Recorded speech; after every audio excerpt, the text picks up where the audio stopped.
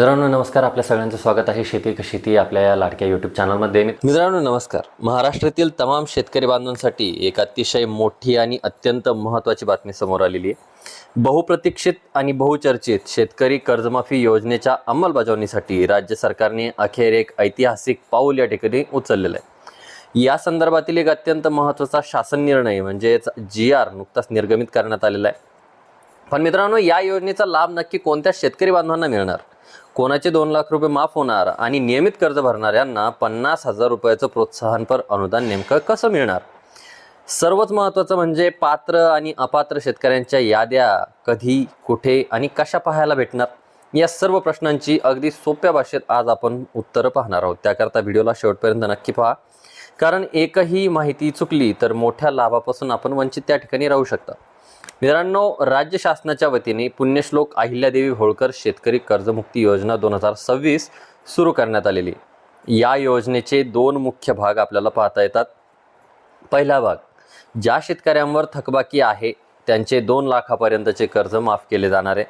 जर कर्ज 2 लाखांपेक्षा जास्त असेल तर त्यांच्यासाठी OTS म्हणजेच वन टाइम सेटलमेंट म्हणजे एक रकमी परतावा योजना त्या ठिकाणी लागू केली जाणार. भाग दुसरा, ज्या प्रामाणिक शेतकरी बांधवांनी आपल्या कर्जाची वेळेवर आणि नियमितपणे परतफेड केलेली आहे अशा शेतकरी बांधवांसाठी प्रोत्साहन म्हणून 50,000 रुपयांचं आर्थिक अनुदान थेट त्यांच्या खात्यामध्ये त्या ठिकाणी दिलं जाणार आहे.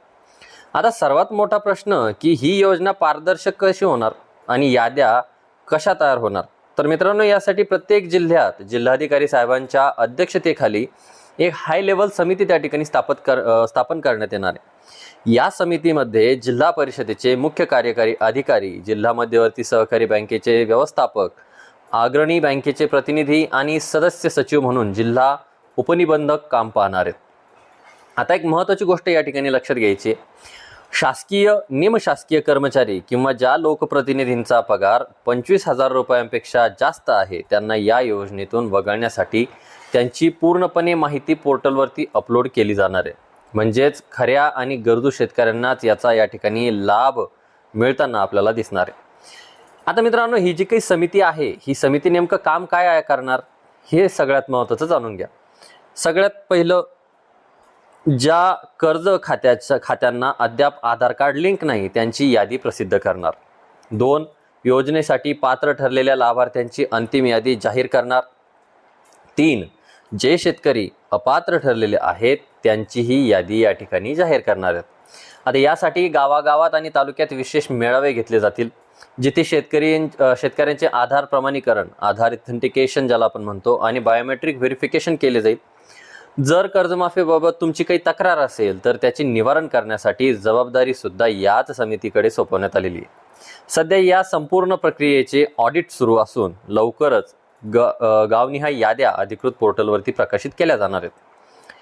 शेतकरी मित्रांनो, हा सविस्तर GR जर तुम्हाला स्वतः डाउनलोड करून वाचायची इच्छा असेल तर gr.maharashtra.gov या संकेतस्थळावरती आपण या ठिकाणी भेट देऊ शकता. तसेच याची लिंक तुम्हाला डिस्क्रिप्शन बॉक्समध्ये पाहायला भेटून जाईल किंवा आमच्या टेलिग्राम चॅनल असेल किंवा व्हॉट्सअप चॅनल असेल तर त्याच्यावरती तुम्हाला पाहायला भेटून जाईल. माहिती कशी वाटली आम्हाला कमेंट बॉक्समध्ये कमेंट करून नक्की कळवा. तुमच्या गावातील इतर शेतकरी बांधवांना हा व्हिडिओ शेअर करायला विसरू नका. चॅनलवरती नवीन आला असाल तर चॅनलला शेती एक शेती या यूट्यूब चॅनलला, आपल्या हक्काच्या चॅनलला सबस्क्राईब करायला विसरू नका. भेटूया नवीन माहितीसहित, नवीन अपडेटसहित. तोपर्यंत धन्यवाद मित्रांनो.